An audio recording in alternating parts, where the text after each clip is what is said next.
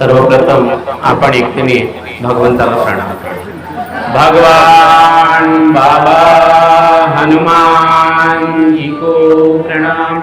महान त्यागी बाबा जुमदेव जी को प्रणाम। परमात्माए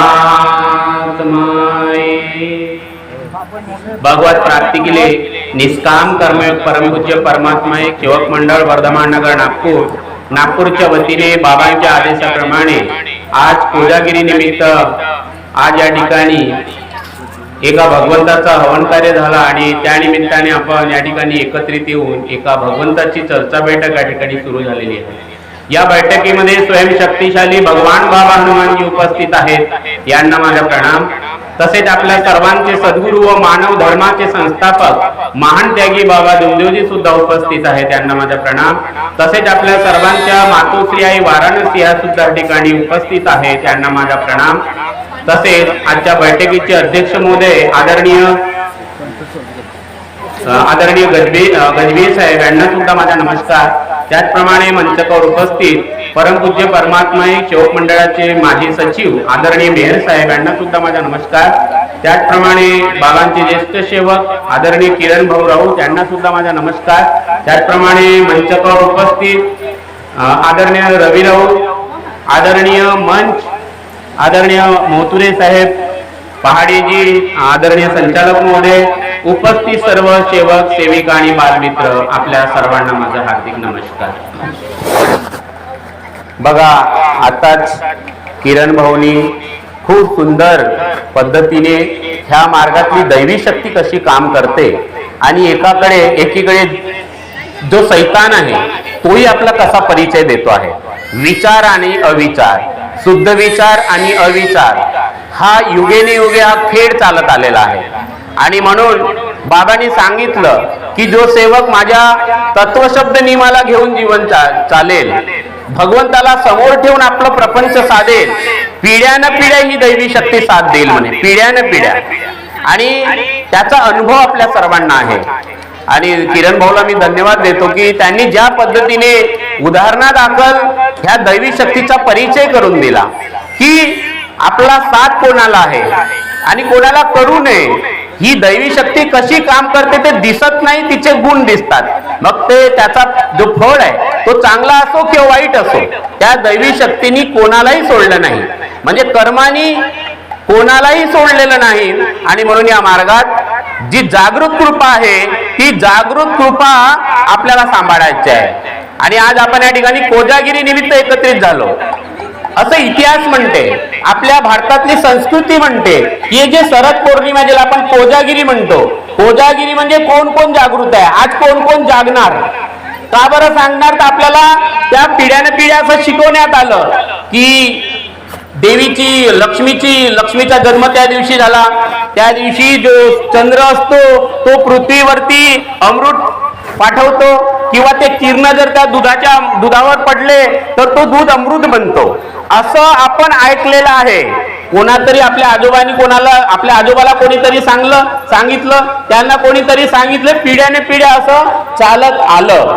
आणि या मार्गात सुद्धा ह्या दिवशी म्हणजे बाबाच्या हयातीपासून, आता किरण भाऊनी सांगितलं की मी 1977 ला पहिली कोजागिरी बाबांच्या उपस्थितीमध्ये केली, तर हा संयोग बघा, एकीकडे कोजागिरी आहे की जिथं चंद्राचे किरण पडतात आणि अमृत माणूस पितो, किंवा त्या कोजागिरीला अमृताचं रूप दिलेलं आहे। काल रवी भाऊनी सांगितलं होतं की आपल्याला या मार्गामध्ये बाबांनी जो अमृत पाडला तो पहिल्याच दिवशी पाडला, ज्या सेवकांनी मरण्याचं वचन दिलं, पहिल्या दिवशी बाबांनी आपल्याला अमृत पाजला आणि तो अमृत सर्वांना माहित आहे, पण वचन द्यावं लागलं। अमृत केव्हा मिळाला? वचन दिल्यानंतर। तू वचन दे मरने का मैं अमृत की वर्षा कर दूं, बाबांनी सांगितलं सेवकांना की तुमच्या जीवनात अमृताची वर्षा झाल्याशिवाय राहणार नाही। आणि एवढंच नाही, जर तत्वशब्द नियमानं वागलं, तू वचन दे मरने का मैं अमृत की वर्षा कर दूं, तू वचन दे तत्वशब्द नियम पर चलने का मैं तेरे आत्मा में परमात्मा का रस भर दूं। ज्या सेवकांनी सत्य मर्यादा प्रेम 4 तत्व 3 शब्द 5 नियमांनी वागण्याचं वचन दिलं, त्याला त्याच्या आत्म्यामध्ये बाबांनी परमात्मा दाखवला।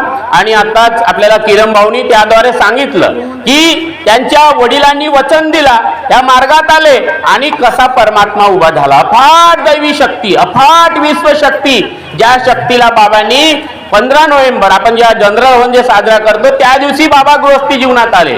पूर्ण ब्रह्मांडामध्ये एक डोळा आणि एका डोळ्यामध्ये अख्खा ब्रह्मांड बाबांनी बघितला. त्या अफाट शक्तीचे गुण आपण आपल्या जीवनात आताही बघतो, त्या काळातही बघत होतो. आणि म्हणून आजची जी कोजागिरी आहे, किरण भाऊच्या मार्गदर्शना दाखल मी सांगू इच्छितो की जागण्याची गरज आहे. जागण्याची गरज आहे. कशासाठी? तत्वशब्द नियमासाठी जागण्याची गरज आहे. सत्यासाठी, मर्यादेसाठी, प्रेमासाठी. कारण हे सुटलं तर भगवान बाजूला होईल आणि सैतान उभा होईल. दुःख आलं म्हणजे काय आहे? तर सैतानच आहे. अविचार आले म्हणजे काय आलं? सैतानच आलं. आणि म्हणून आज कोजागिरी निमित्त आपल्याला संकल्प करायचे की जी कोजागिरी आहे ही कोजागिरी आपल्याला जागण्याचा संदेश देते. बाबांनी जो अमृत आपल्याला पहिल्या दिवशी पाडला त्या अमृताची आपल्याला आठवण करायची आहे. त्या अमृताची आठवण करायची आहे. तर ही खरी कोजागिरी आहे. आणि सायन्स असा म्हणतो, विज्ञान असं म्हणतो की शरद पौर्णिमा ज्याला आपण कोजागिरी म्हणतो त्या दिवशी चंद्र आणि पृथ्वी यांचं जे अंतर आहे ते अगदी खूप कमी असते पूर्ण 365 दिवसामध्ये. आणि त्यामुळे त्या दिवशी समुद्राचं रूप वेगळं असते. आणि आपल्याही शरीरामध्ये 70% पाणी असं विज्ञान म्हणते. तर त्याचा सायंटिफिकली काही ना काही इफेक्ट होतो. तर सांगायचं तात्पर्य आहे की आपण काय करायला पाहिजे, आपण मार्गातल्या सेवकांनी कशी कोजागिरी मानायची. तर त्या काळामध्ये माटेजी या मार्गातले दुसऱ्या नंबरचे सेवक बाजीरावजी माटे, बघा यांच्या जीवनात कशी समृद्धी आली. जसं बाबांनी आपल्याला अमृत पाडलं तसं बाजीराव माटेला अमृत पाडलं असेल. आणि बाजीराव माटे हे तर बाबा सोबत राहत होते, कारण बाबा त्यांच्या घरी नेहमी जायचे गोळीबार चौकातून शांतीनगरला. तर बाजीरावजी माटेकडे जी म्हैस होती, म्हणजे त्यांना जी म्हैस घ्यायची होती, तर त्यासाठी बाबाला त्यांनी विनंती केली की बाबा तुम्ही माझ्या सोबत चला, मला एक म्हैस घ्यायची आहे. पण त्यांनी बाबांनी जे सांगितलं त्या ज्या म्हशीकडे बोट दाखवलं, जी म्हस बिमार होती, ज्या म्हशीला जखमा झाल्या होत्या त्या म्हशीकडे बाबांनी बोट दाखवलं आणि हीच म्हस तुला घ्यावं लागेल असा आदेश दिला. त्याने आदेशाचं पालन केलं आणि एका म्हशीचा अख्खा गोवन शांतीनगर मध्ये तयार झाला. एक म्हस आणि ती पूर्ण गोवन तयार झाला. आणि बाजीराव माटेकडे दुधासाठी लाईन लागत होती. तर बाबांनी त्यांना सांगितलं की हा जो दूध आहे, दुधात एक थेंबही पाणी तू टाकू नको, माझा भगवान तुला कधी कमी पडू देणार नाही. आणि त्यांनी ते केलं आणि इतिहास तुम्हाला सांगतो. आणि त्या वर्षी जी कोजागिरी आहे ती बाजीरावजी माटे यांच्या घरी झाली. आणि बाजीरावजी माटेने जेव्हा बाबांचं ऐकलं, भगवान उभा झाला. परंतु जेव्हा ऐकलं नाही आणि बाई ऐकत नव्हती, तर तुम्हाला माहिती आहे की त्या बाईला मुक्ती मिळाली नाही. मुक्तीसाठी बाबाकडे यावं लागलं ब्राह्मणाच्या पत्नीच्या स्वरूपामध्ये. आणि बाबांनी मुक्ती दिली. पण मुक्ती केव्हा दिली? ज्या सैतानाने ओळखलं मेल्यानंतर. देवाजी ब्राह्मणाच्या मास्तराच्या पत्नीच्या अंगामध्ये जो सैतानाच्या स्वरूपात जेव्हा समोर आले, तो सैतान समोर आणि सेवक मागे, तेव्हा बाबा म्हणायचे की मला सैतानाने ओळखलं म्हणे. किरण भाऊनी सांगितलं की बाबा हनुमानजी उपस्थित झाले. तर सैतान राहू शकते का त्या घरामध्ये? त्या हृदयात राहू शकत नाही, त्या मनात राहू शकत नाही, त्या चित्तात राहू शकत नाही, त्या बुद्धीत राहू शकत नाही, त्या परिवारात राहू शकत नाही. आणि म्हणून आमचा छोटासा मुलगा एका बाजूला तर अख्खे जाणते एका बाजूला, कारण ती अफाट शक्ती या मार्गामध्ये आहे. आणि म्हणून आपल्याला जागृत राहावं लागेल. जागृत राहणं हे खूप काळाची गरज आहे. ही ठीक आहे. काही अविचारी लोक येतील आणि आम्हाला माहिती आहे का बरं विचारी लोक, त्याला कारणीभूत आम्ही आहोत. किंवा बाबांनी लोकशाही बद्दल बोलले आहेत. बाबा काय बोलले लोकशाही बद्दल? ये लोकशाही जो बोले ये बेमानी के लिए आई बोले, लोगों को संगदिल बनाव. संगदिल बनाव म्हणजे एक बनाव. कारण आपण पहिले अनेक होतो, या मार्गामुळे आपण एक झालो. वेगवेगळ्या जातीचे, पंथाचे, धर्माचे सर्व लोक आपण एक झालो. बाबांनी एक केलं, परमात्मा एक सांगितला, अपन एक झालो. संगदिल बना, हरामखोर मत बना बोले. ये देश का राजकारण जो है ये पूरा खराब हो चुका है, पूंजीपंतियों के हाथ में देश गया बोले. पूंजीपंतियों के हाथ में देश गया है बोले. तो लोकशाही क्या बोलती है बाबा बोलते थे कि किसी को मार्गदर्शक बनाना है तो उस गांव के लोग क्या बोलते हैं, गांव के सेवक अगर बोलते हैं कि जिसके बाजू में ज्यादा सेवक है वो मार्गदर्शक बनेगा, जिसके विचार अच्छे, जो चरित्रवान है, जो विचारवंत है, जो अनुभव है, अनुभवी है, जो दैवी शक्ती को जानता है, समजता है, उस करंट को समजता है, हे त्या काळामध्ये बाबा ओळखायचे, सेवकांना विचारायचे, असा न्याय द्यायचे. पण या मार्गामध्ये आपण बघितलं, या मार्गामध्ये उलट काय करतोय आपण, ज्याच्या बाजूने सेवक कमी पण लोकशाही आहे, 30% ज्याच्या बाजूने मत मिळाले तो निवडून येतो ह्या मार्गामध्ये, आहे की नाही. ह्या देशामध्ये लोकशाही असं करते, 30% येणारा निवडून होतो आणि 70% ज्यांनी नाकारलं ते एका बाजूला होतात, पण ते 70% 20% मध्ये वाटल्या गेले. आलं कसं लक्षात. म्हणून संघटित बनावं लागेल आपल्याला, नाहीतर अशाच प्रवृत्त्या ह्या मार्गात समोर येतील. हे आपली चूक आहे, आपल्याला जागावं लागेल, हे मला सुधारावं लागेल, हे मला याचं चिंतन करावं लागेल. आणि आज कोजागिरी निमित्त खरंच आपल्याला जर जागायचं असेल तर हे संकल्प आपल्याला करावं लागेल, पदाचाही त्याग करावा लागेल. कारण 70% लोक जरी मान्य करत नसतील, तो समोरचा माणूस जरी अविचारी माणूस आवडत नसेल, पण अविचारी माणूसच जाऊन तिथं बसेल. का बरं? कारण हे 70% लोक जे त्याचा विरोध करतात हे तुकड्या तुकड्यात वाटल्या गेले, 20% मध्ये वाटल्या गेले, 25% मध्ये वाटल्या गेले. आणि लोकशाही म्हणते की जिधर ज्यादा बल नाही, उधर कम म्हणते, लोकशाही म्हणते. भगवान काय म्हणते, जिथं सत्यमेवता प्रेम आहे, जिथं नम्रता आहे, जिथं माफी मागता येते, माफी एक नमस्कार आम्हाला घेता येत नाही, साधं नम्र होऊन नमस्कार घेता येत नाही, किती मोठा अहंकार. तर पत्ता दिवाना पत्को न पायो, म्हणून ह्या साऱ्या पदांना एक दिवस भगवंताला तर जबाब द्यावा लागेल, नाही देणार जिवंतपणी जरी त्यांनी परमेश्वराला किंवा सेवकाला जबाब नाही दिलं, पण भगवंताला द्यावं लागेल. कारण ही जागृत कृपा आहे. पद का दिवाना पद को न पायो, धन का दिवाना धन को न पायो. लेकिन सिकंदर ज्यांनी पुऱ्या जगावर राज केला, पण भगवान मर्जी चलेगी. बाबा नेहरू जी का उदाहरण द्यायचे, बरोबर. नेहरू जी को लखवा था, बोले लखवा हुआ क्योंकि वो भगवान को नहीं मानते थे. उनके दृष्टांत था, बोले कि भगवान नहीं है. और धन दौलत सत्ता, बोले यहाँ से कपड़े प्रेस करने के लिए इंग्लैंड जाते थे, कितने बड़े धनी थे. लेकिन वो भी इस दृष्टि से, भगवान के दृष्टि से बच नहीं पाए. तो सिकंदर, उन्होंने तो पूरे दुनिया के ऊपर राज किया, लेकिन जब अंतिम समय आया तो डॉक्टर, और सारे डॉक्टर रखे थे उनके पास में, सारे. माइकल जैक्सन ने तो पूरी अपने फौज रखी थी अपने को जिंदा रखने के लिए, उनको 150 साल जिंदा रहना था, लेकिन उम्र की 45 साल में उनको मृत्यु आया. सब होने के बावजूद भी तो धन का दीवाना धन को न पायो. और सिकंदर को जब समझ में आया कि मैं इतना धनी होने के बाद भी, इतना बड़ा राजा सिकंदर होने के बाद भी मैं अपनी माँ को मिलने नहीं जा पा रहा हूँ, तो बोले मैं जब मर जाऊंगा मेरे हाथ खुले रखना कि दुनिया समझे ये सिकंदर भी मरते समय कुछ लेके नहीं गया. तो धन का दीवाना धन को न पायो. लेकिन बाबा ने जो सिखाया, बाबा बोले कि हम जब भगवान की विधि करते करते भी मर जाते तो कहां जाते थे, बोले हम भगवान के पास जाते थे. बोले क्योंकि कार्य साधयामी या देह पातयामी, भगवान मैं आपको साध लूंगा या तो शरीर को त्याग करूंगा, लेकिन मैं आपको नहीं छोड़ूंगा. कार्य साधयामी या देह पातयामी. तर बाबांनी सांगितलं की भगवान का दिवाना भगवान में समायो. आणि म्हणून या मार्गामध्ये आपण जो पहिल्या दिवशी वचन दिला, मर्याजे भगवत नाम पर, हा वचन आपल्याला वेळोवेळी कामात येणार आहे.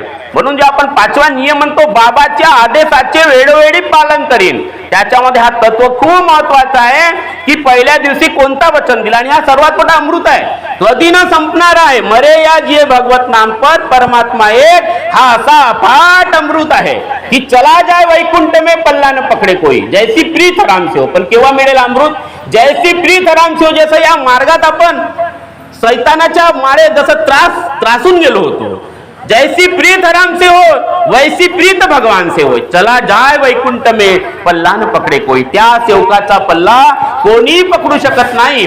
आणि म्हणून बाबांनी सांगितलं की भगवान का दिवाना भगवान में समायो. आणि म्हणून आपल्याला परमेश्वराला घट्ट पकडून ठेवायचं आहे. मर्या जे भगवत नाम पर, हा तत्व महत्वाचा, सर्वात मोठा अमृत आहे. आणि हा अमृत बाबांनी आपल्याला पहिल्या दिवशी दिलेला आहे. आणि या अमृताला टिकवून ठेवण्यासाठी मग आपण 3 दिवस साधनेचं काम चालू केलो. आपण साधने म्हणजे सेवक बनण्याचं काम आपण चालू केलो. 3 दिवस, 7 दिवस, 21 दिवस, त्याग केला आपण की आपण कसं निष्काम कर्मयोगी बनू, कारण ही जी कृपा आहे ही निष्काम कर्मयोगावर उभी आहे. भगवंताची प्राप्ती जो पहिला 4 तत्व आहे, भगवत प्राप्ती करता निष्काम कर्मयोग साधण्या करता बाबांनी आपल्याला 4 तत्व दिलेले आहेत. आणि त्या परमेश्वराला 24 तास आपल्या जवळ ठेवण्यासाठी बाबांनी 3 शब्द, भगवंताच्या गुणाचे. सेवक हा भगवंतासारखा होऊन जातो. माणूस ज्याच्यासारखा होतो त्याला त्याचे विचार आवडतात. तुम्ही अविचारी माणसासोबत राहा, अविचारी, जसं बाबांनी सेवक बनवलं आपल्याला. बाबांनी आपल्याला सेवकासन शिकवलं. कोणतं आसन शिकवलं? सेवकासन, की तुम्ही सेवक बना. भगवंत माझ्या जवळ आहे, मला मी जो वचन दिलाय मला त्याला जागायचं आहे. त्याच्यामुळे आत्मबल वाढेल, आत्मविश्वास वाढेल की माझा भगवान माझ्या जवळ आहे. एवढं स्वाभिमानी बाबांनी बनवलं. आणि मग लहान मुलगा असो की मोठा असो, ती अफाट शक्तीचा सत्य अनुभव त्या सेवकाला आल्याशिवाय राहणार नाही. हे बाबांनी सेवकासन शिकवलं. पण काही लोक या मार्गात काय करून राहिले? चमचासन करून राहिले. कोणतं आसन करून राहिले? चमचासन करून राहिले. चमचासन कसा राहते त्याची विधी सांगतो तुम्हाला. असं दोन्ही पाय सरळ ठेवा लागते. त्याच्यामध्ये हे दोन्ही पाय टाईट ठेवायचं आणि चेहऱ्यावर बोला पण पाहिजे, दुगला पण होजी होजी होजी, जसं किरण भाऊनी सांगितलं आता आहे की नाही. तुला असं करायला लागतं होजी. अरे भाऊ पण तू स्वाभिमानी सेवक आहे, तू का बरं असा मान हलवते? नाही पटत तर बाजूला होऊन जा. तो जर ऐकत नसेल तर बाजूला होऊन जा, पण तू त्याच्या कर्मभोगाचा सहभागी होऊ नको. आणि चेहऱ्यावर जो आहे, डोळ्यामध्ये मक्कारपणा म्हणजे चांगुल म्हणजे चमचेगिरीपणा. आणि दोन्ही पाय सरळ ठेवून चेहऱ्याचं स्वरूप चेंज होऊन तो पाय आपले जे हात आहेत खाली वाकवायचे आणि जे पहिले 2 जुते जे आहेत त्याच्या खाली आपलं नाक घासायचं आणि लंबा श्वास घ्यायचा. हा झाला चमचासन, आहे की नाही. आणि हे चमचासन असं आहे की हे जर याच्या जरी 7 दिवस करावं लागते. पहिले 7 दिवस बडा त्रास होते. 7 दिवस केला की ते सवय पडते, कारण स्वाभिमानाचा सत्यानाश होते. आणि या मार्गात आत्मबल, आत्मविश्वास, स्वाभिमान बाबांनी शिकवलं. स्वाभिमानाचा सत्यानाश झाला की मग त्या माणसाला काहीच कळत नाही, हा समोरचा मला कसा नाचवून राहिला. तो एकदम चमच्यासारखा बनून जाते, चमच्यासारखा बनून जाते. आणि याला म्हणतात चमचासन. आता याचे फायदे आहेत अजून. काय होते याचे फायदे? का बरं लोक असं करतात? तर याच्यामुळे तुम्ही असे साधे सेवक जरी असाल तरी 3 महिन्यात मार्गदर्शक बनू शकता तुम्ही. 6 महिन्यात मार्गदर्शक चिठ्ठीत भेटते तुम्हाला एकदम कागदावर लिहून. हा चमचासनाचा फायदा आहे. आणि याच्यावर जर तुम्ही विधी केल्या, अजून एखाद्या बोकड वगैरे जर कापल्या तर अजून जास्त फायदा. 1 वर्षात तुम्ही संचालक बनू शकता मंडळाचे. हे ह्या मार्गात आम्ही आमच्या डोळ्यांनी पाहून राहिले. कोण करते? चमचासन करणारे सेवक करतात. सेवकासन करणारा सेवक आपल्या घरी उपासी राहील. बाबांनी सांगितलं, एक समय भोजन करूंगा बोले लेकिन ईमान को नहीं छोडूंगा. ठीक आहे, चुकलं असेल पण लक्षात आलं तर तेव्हा तर बाजूला व्हा. पण काही लोक, जसं आता किरण भाऊनी उदाहरण सांगितला, शनिवारचा उदाहरण सांगितलं, उत्तर द्यायला त्यांच्याकडे उत्तरच नाही. शनिवारी मी पण फोन केला पडवडे साहेबांना. त्यांना म्हटलं, साहेब कोणत्या आम्ही लहानपणापासून पाहून राहिलो आहे, जेव्हापासून या मार्गात आला 85-86 पासून, की भवनात कोजागिरी राहते. आणि जेव्हापासून मी नागपूरला आलो, आम्ही कोजागिरीला वर्षभर जाणार आहे, पण कोजागिरीच्या दिवशी जातो, ते इच्छा असते. पण पडवडे साहेबांनी मला ते सांगितलं, म्हणे आजची जी कोजागिरी आहे ती असं उडती खबर आहे म्हणे. अलग लक्षात की कार्यकर्त्यांनी फक्त मार्गदर्शकासाठी आहे. तर परमपूज्य परमात्मा एक सेवक, हे सेवक खूप मोठं पद आहे. हे सेवक कारण भगवंताचा सेवक आहोत आपण, बाबाचे सेवक आहोत. आणि या पदाला खूप महत्वाची गरिमा आहे. सेवक या पदाची, या सेवक या पदाची गरिमा आहे. नाही तर बाबाने ठुबरीकर नाव दिलं असतं त्या मंडळाचं, आहे की नाही. आपल्या पोराचं नाव दिलं असतं, आपल्या आजोबाचं नाव दिलं, जसं असतं ना आपण आपल्या आजोबाचं नाव देतो, दिलं असतं. कोणी काही म्हटलं असतं का कोणत्या सेवकानी? नाही. पण बाबासमोर भगवानच दिसायचं. 24 तास ते टावडीच्या दवाखान्यात होतं तर बाबाला भगवान दिसायचं. बाबा कुठेही गेले, दौऱ्यावर गेले, मोंगर कसा, बाबाच्या समोर भगवानच होता.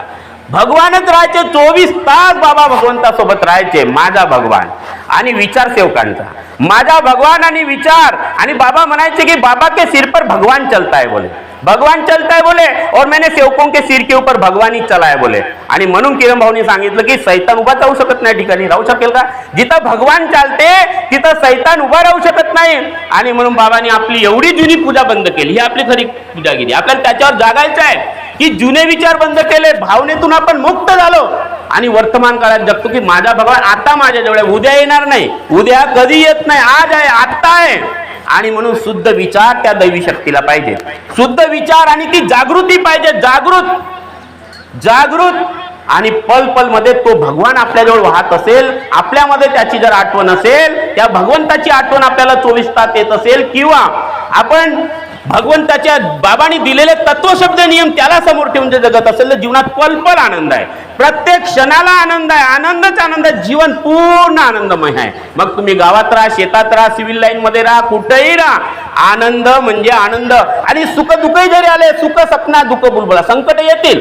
बाबांनी भगवंताची प्राप्ती केली, पण बाबांनी सांगितलं की जीवन संघर्षमय आहे, खूप संघर्ष आहे जीवनामध्ये. आणि हे जीवन म्हणजे बांधण्यासाठी त्याला ज्या दिवशी जन्म झाला आपण बांधल्या गेलो म्हणे, ज्या दिवशी या पृथ्वीवर जन्म झाला आपण बांधल्या गेलो म्हणे. संघर्षच आहे म्हणे या जीवनामध्ये, पदोपदी संघर्ष आहे. आणि या पदोपदी संघर्षातून जर मुक्त व्हायचं असेल तर भगवंताशिवाय म्हणजे दैवी शक्तीशिवाय पर्याय नाही, दैवी शक्तीशिवाय पर्याय नाही. आणि म्हणून आनंद जर साजरा करायचा जीवनाचा आनंद, कारण जन्म झाला हे आपल्या हातात नव्हतं, आलो पृथ्वीवर आपण, हे आपल्या कर्मांनी भेटलं. मी माझ्या गावात जन्म घेतला पालवऱ्यात, हे माझ्या मागच्या जन्माचे कर्म असतील. आपण निवडलं त्या मातेला, जन्माला आलो आणि मरणार केव्हा आपल्या हातात नाहीये. ह्या आहे का मृत्यूची घटना, ही आपल्या हातात नाही, पण त्याच्या मधातलं जे जीवन आहे हे कसं जगायचं हे तत्वशब्द नियम आहे की नाही. हे वेद पुराणापेक्षा महान आहे. म्हणून हा महान यज्ञ, महान अमृत आहे.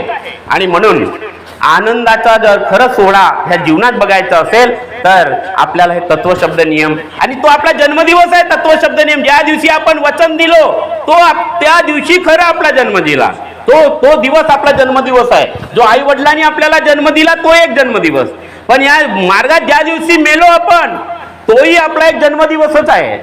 नाहीतर बरेच सेवक सांगतात मी स्मशान घाटात गेलो असतो म्हणजे तोही जन्मच झाला. ह्या मार्गात येणं हाही आपला जन्मदिवस आहे.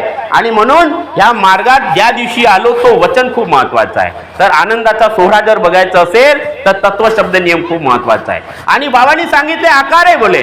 जेव्हा 1900 मला वाटते 90-91 असेल एक विनंती, मी लहान होतो त्यावेळेस, एक बाबांनी विनंती, जेव्हा बाबांना मृत्यू दिसलं, बाबा जेव्हा शरीर सोडून जाणार होते, सेवकांनी विनंती केली. आणि मग भवनात जेव्हा एक कार्यक्रम झाला तेव्हा एक विनंती बनवली, छोटीशी एक विनंती बनवली आणि 21 दिवसाचे कार्य दिले होते की बाबाच्या हयातीमध्ये बाबासारखा एखादा निष्काम कर्मयोगी पुरुष तयार व्हावा आणि त्यांनी हे कार्य समोर न्यावं. त्या दिवशी बाबांचं मार्गदर्शन होतं. आणि ही विनंती त्यावेळेस सेवकांनी घरोघरी केली.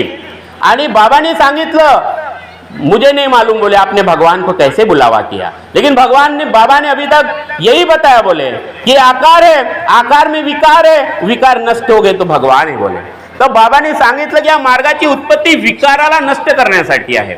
आणि म्हणून हे एक दिवसाचं काम नाही, निरंतर आहे. कारण जागृत कृपा आहे, पण अशी जागृत कृपा आहे की दिसत नाही. मी बोलतो तर दिसते, तुम्हाला बोलवणारा दिसतंय का कोणी? माझ्या मुखातून जो बोलवणारा आहे तो दिसत नाही. तुम्ही ऐकत आहे, वाटते का तुम्ही ऐकत आहे, पण तुम्हाला ऐकण्याची ताकद जो परमात्मा देऊन राहिला तो दिसून राहिला का तुम्हाला? दिसत नाही, पण करते तोच. बाबांनी सांगितलं की सर्वे सर्वात तो आहे. भगवान मर्जी चलेगी बोले, मानव मर्जी नाही चलेगी. आणि म्हणून आपल्याला निर्विकार व्हावं लागेल. आपला चित्त त्याचा, बुद्धी त्याची, मन त्याचा, त्याला समर्पित होऊन परमेश्वराला समोर करून मग आपल्याला प्रपंच करावा लागेल. कारण ही जी दैवी शक्ती आहे साधी गोष्ट नाही.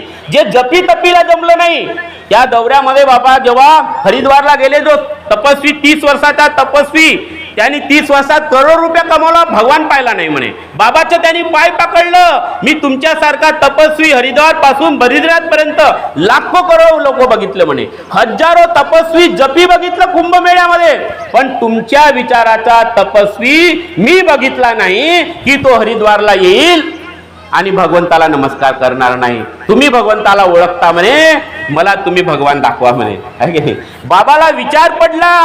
बाबाला कोणता विचार पडला की म्हणे या 30 वर्ष तपस्व्याची जर हे हालत असेल तर प्रपंचात राहणाऱ्या सामान्य माणसाची काय हालत असेल? त्याचा काही संबंधच नाही भगवंतासोबत. तो भगवान बाबांनी आपल्याला दाखवला. त्या भगवंताचा परिचय बाबांनी आपल्याला दाखवला जो जपी तपीला जमला नाही. आपण बाबांनी त्याला अट दिली, बोले भगवान दिखाऊंगा लेकिन मेरी अट है. बोले क्या, कौन सी अट है? बोले ये दाढ़ी जटा मुंडवाना पड़ेगा, ये कपनी कुंडल फेंकना पड़ेगा और मेरे जैसे ऐसी साधारण वेशभूषा में आना पड़ेगा, तब भगवान का परिचय मिलेगा. बोले मार्गदर्शन मिलेगा, अन्यथा नहीं मिलेगा. आता एवढी मोठी दाढी जटा 30 वर्षाची तो काटणार आहे का? लोक मारतील नाही त्याला. बाबा सांगायचे की तो नंतर कधीही आला नाही. ह्या देशातल्या तपस्वीची हे हालत असेल तर ह्या संसारात संसारी लोकांची कसं, ज्याच्यामुळे गाडी आहे, घोडी आहे, बंगला आहे, नोकरी करायची आहे, संसारही आहे, समाजही आहे, इकडे संसार आहे, नंतर आत्म्यामध्ये परमात्मा आहे की नाही. त्याचे गुण वेगळे आहे, त्याचे कर्म वेगळे आहे, त्याचे विचार वेगळे आहे, आणि लहानपणापासून आपण जे संस्कार पडले ते वेगळे आहे. अशा वेळेस संसारात जसं कमळ चिखलाच्या फुलात जगला, बाबा जुमदेवजी तसे जगले. बाबा जरी प्रपंचात होते पण ते संसारी नव्हते, ते कमळासारखे चिखलाच्या वर होते. ते जरी समाजात संसारात दिसत होते, चिखलाच्या वर होते, कमळाच्या फुलासारखे. लक्षात. आणि बाबांनी आपल्याला तेच शिकवलं की या मार्गातला सेवक हा तसाच आहे. आपण सारी की करीती तात्काळ तया काळ वेळ नाही लागे. आणि म्हणून तो मार्गदर्शन बाबांनी मार्गदर्शकाला केलं. कार्यकर्त्याला, आम्ही कार्यकर्ता पहिले म्हणायचो, तर कार्यकर्त्याला तेच बाबांनी दिलं आणि कार्यकर्ताही सेवकाला तेच सांगतो. तर अशा प्रकारची कडी एक दुसऱ्यासोबत फिरते आहे. आणि हे सर्व सांभाळण्यासाठी सर्व सेवकांच्या सहमतीनं चालावं म्हणून हे परमपूज्य परमात्मा एक सेवक मंडळ आहे. पण तिथं मानव मर्जी चालून राहिली आहे. एक माणूस म्हणते राजा बोले आणि सब सेवक उसकी दाढी हिलाए की नाही. एक बोलते आणि सर्वजण त्याची दाढी हलवते, ओजी ओजी ओजी. तर हे होजी वाले हे गडबड आहे. किरण भाऊनी तेच सांगितलं, गडबड याच्यामध्ये आहे. आणि म्हणून आपल्याला आज जागावं लागेल की तो सेवकांचा मंडळ आहे आणि आपण जागलो पाहिजे. आणि याची सुरुवात स्वपासून करा, परिवारामध्ये करा. जसं मी माझ्या परिवारामध्ये रोज बैठक घेतो, सायंकाळी मी बसतो 4 जण. आम्ही त्यांना लहानपणापासून माझ्या मुलीला आम्ही माफी मागायला लावतो. आम्ही माफी मागतो. मी माझ्या मुलीला विचारतो, दीदी तुला असं वाटते का मी आज योग्य कुठे चूक झाली, माझी चूक झाली, माझ्या लक्षात आलं तर आम्ही एकमेकाला माफी मागतो. पहिले आपल्याला आपला परिवार जागवावा लागेल आणि भगवंत देतो. जेव्हा मी माझा विचार करतो, आम्ही गावातून येऊन आज जेव्हा सिव्हिल लाईन मध्ये भगवंतांनी खूप काही दिलं, मागायलाही लागलं नाही. कारण बाबांनी सांगितलं परमात्मा बरे जय भगवत नाम पर. इच्छा अनुसार बोधन. भगवंत पाहते आपल्या सोबतच आहे. जसं आईच्या गोदमध्ये एखादा छोटासा मुलगा झोपला, त्या छोट्या बाळाला चिंता नाही की मला काय होईल अजिबात. त्याला माहित आहे मी कोणाच्या गोदमध्ये झोपलोय, कोणाच्या कोरत झोपलोय, आईच्या कोरोमध्ये झोपलोय, मला काही चिंता नाही. मरे जे भगवत नाम पर तेच आहे, आपण डायरेक्ट भगवंताच्या कोरोमध्ये झोपलेला आहोत. त्याला माहित आहे तुम्हाला काय काय पाहिजे, त्याला माहित आहे तुम्हाला कुठं घेऊन जायचं आहे, त्याला सर्व दिसते. मला तर फक्त तेवढंच दिसते. त्याला पुरा ब्रह्मांड सांभाळायचं आहे. आणि ब्रह्मांड कसं आहे, तरंगत आहे. सूर्याच्या आजूबाजूला पूर्ण ग्रह, हे मोठा चमत्कार आहे. हे सायंटिस्ट लोकांनाही समजलं नाही हे कसे टिकून आहेत. हे फक्त त्यांनी नाव दिलं ग्रॅव्हिटेशनल फोर्स. पण हा ग्रॅव्हिटेशनल फोर्सचा इफेक्ट कुठून तयार झाला हे त्या अपाट शक्तीला माहित आहे. तर तुमचं आमचं जीवन तो 100 वर्षाचं नाही सांभाळणार का? तर चिंता करू नका तुम्ही. चिंता निर्मल मन जन सो मोये पावे, छल छिद्र कपट मोये सपने न भावे. काय होते गडबड, पदासाठी आपण छल चित्र कपट करतो. मला पद भेटला पाहिजे, मला 200 वर्ष जगायचं आहे ना. जसं मायकल जॅक्सन चिंता करत होतं की मी 150 वर्ष कसं राहील. तुम्ही काही चिंता करू नका. त्याला किती वर्ष जगवायचे आहे, काय करायचे, सर्व तो तुमच्या श्वासात आहे, तो तुमच्या नजरेत आहे, तो तुमच्या पलपलमध्ये आहे. ती अफाट शक्ती आहे. त्याचा आनंद घ्या तुम्ही. कारण बाबांनी असा संबंध जुळवून दिला, आपल्याला आनंद घेण्यासाठी जुळवून दिलाय, पदासाठी नाही, धनासाठी नाही. येईल धन, त्याला चिंता, तो तुम्हाला उपाशी ठेवणार नाही. कोणी सेवक झाला का उपाशी राहिला का? आतापर्यंत बाबांनी सांगितलं, जो सेवक म्हणे माझ्या तत्वशब्द नियमाने वागणार, त्याला काटाही गळणार नाही, तो गरीब राहणार नाही, तो दुःखी राहणार नाही. अजून काय पाहिजे तुम्हाला? बाबा सांगून गेले. त्याला जागायचे, आपल्याला बाबाच्या एका एका शब्दाला जागायचं आहे हो. आणि म्हणून चांगले विचारी लोक समोर येतील, भगवंत घडवेल सर्व आणि तो घडवणार आहे. आणि पण आपल्याला जागावं लागेल. आणि म्हणून आज कोजागिरीचा हा जो कार्यक्रम आहे, कोजागिरी जर आपल्याला साजरी करायची आहे तर परिवारासहित, स्वतःपासून परिवार आणि आपला सेवक समाज हा जर जागला तर मी तुम्हाला नक्की सांगतो एक नवीन क्रांती याची सुरुवात बाबांनी केली 1948ला. 25 ऑगस्ट 1948ला सुरुवात झाली. सत्य उभा झाला या जगामध्ये. असं कोणी समजू नये, बाबाचं मार्गदर्शन आहे. बोले इमान खडा हो गया. आणि म्हणून आपण सर्वांनी सत्य मर्यादा प्रेम जो बाबांनी दिलेला आहे, 4 तत्व 3 शब्द नियम दिलेले आहेत, 5 नियम आपल्याला दिलेले आहेत. आणि जो बाबाला आपण आदेशाचं जे पालन करण्याचं जे वचन दिलेलं आहे, वेळोवेळी पालन करेल. कोणी दिलं? घरातल्या सर्व लोकांनी दिलं. कोणी दिलं? सर्व मार्गदर्शकांनी दिलं, सर्व कार्यकर्त्यांनी दिलं, सर्व संचालकांनी दिलं. सर्वजण आपण एकच विनंती करतो, रोज मीला मारतो, मी मरीन, मी असं करीन, मी सत्यमेला प्रेमाने वागेन. पण हे म्हणताना याला जागायचं आहे, याचं चिंतन करायचं आहे. आणि म्हणून हे सत्संग, ही चर्चा बैठक खूप महत्वाची आहे. हा फार समुद्र आहे आनंदाचा, आणि हा चर्चा बैठकीचा आनंद आहे जो बाबांनी एका भगवंताची चर्चा बैठक आपल्यासाठी सुरू केलेली आहे. आणि म्हणून आजची ही कोजागिरी खऱ्या अर्थानं चांगली झाली असं मी मानेन जर आज आपण काही संकल्प केला. आज संकल्प केला की मी आणि भगवान, जसं आजच्या दिवशी चंद्र आणि पृथ्वी जवळ येते म्हणते, तो जवळ येते की नाही येते दिसत नाही, पण बाबांनी आपल्या हृदयात भगवान उभा केला. आपल्याला त्याच्यासोबत आपली रिश्तेदारी वाढवायची आहे, आपल्याला ती रिश्तेदारी वाढवायची. म्हणून आज आपण संकल्प करूया की बाबांनी दिलेल्या तत्व शब्द नियमाला आपण जागू आणि त्याला सोबत घेऊन आपण आपलं जीवन जगू. जो बीत गया सो बीत गया, तकदीर का शिकवा कौन करे, है की नाही. जो तीर कमान से निकल गया उस तीर का पीछा कोण करे. ठीक आहे, आपण आतापर्यंत चुकी केलं असेल, पण आज बोलविता धनी वेगळा, त्याने ऐकणारे तुम्ही, तो परमात्मा तुमच्या स्वरूपात बसलेला आहे. आणि मी बोलणारा कोण आहे, तो परमात्मा आहे. पण आजपर्यंत जरी केलं, पण आज जरी आपण संकल्प केला, की इथून काय करायचंय, हे मलाही झुकायचं आहे. या ठिकाणी ज्येष्ठ सेवक बसल्यात, मेहर साहेबांना बराच अनुभव आहे, ते बरेच वर्ष मंडळामध्ये राहिलेले आहेत, त्यांनी खूप सारे अपडाऊन पाहिले, खूप साऱ्या घटना त्यांनी बघितल्या असेल. ह्या मार्गात अजूनही खूप सारे जुने सेवक आहेत, चांगले सेवक आहेत, चांगले मार्गदर्शक आहेत, बरेच चांगले लोक आहेत. मला असं वाटतं की त्या सर्व चांगल्या लोकांनी एकत्रित यावं. चांगल्या लोकांची गडबड येत आहे ती एकत्रित नाही आहेत, सारे चोर लोक एकत्रित येतात, एका दिवसात येते सारे. तुम्ही बदमाश पाल, नागपूरचे एखादी घटना घडली तर बरोबर तुम्हाला दिसतील. एक बदमाश मेहरम पावला, त्याच्या मैत्रील पुढे बदमाशच बदमाश होते, ते बरोबर येते एकत्रित. चांगले लोक एकत्रित नाहीत, ही शोकांतिक आहे. कारण मैं जास्त उभा आहे, मैं सर्वांना वाटते मी अध्यक्ष झालो पाहिजे, मी सचिव झालो आहे का, मी कुठून आला. अरे भाऊ, बाबा महत्वाचे आहेत, बाबाचे तत्वशब्द नियम महत्वाचे, याला जगायचे आहे. आणि म्हणून कोजागिरीच्या निमित्ताने आपल्याला संकल्प करावा लागेल की चांगले लोक, भगवंत बाबा हनुमानजी तुम्ही समोर आणा. हा तुमचा मंडळ आहे, आम्ही सेवक तुमचे आहोत, है ना, आणि तुम्ही आमचे आहात. तुमच्याशिवाय आम्ही एक श्वास सुद्धा घेऊ शकत नाही बाबा हनुमानजी, तुमच्याशिवाय एक श्वास घेऊ शकत नाही. आणि म्हणून ह्या दुःखातून तुम्हीच आम्हाला वाचवू शकता, ह्या संकटातून वाचवू शकता.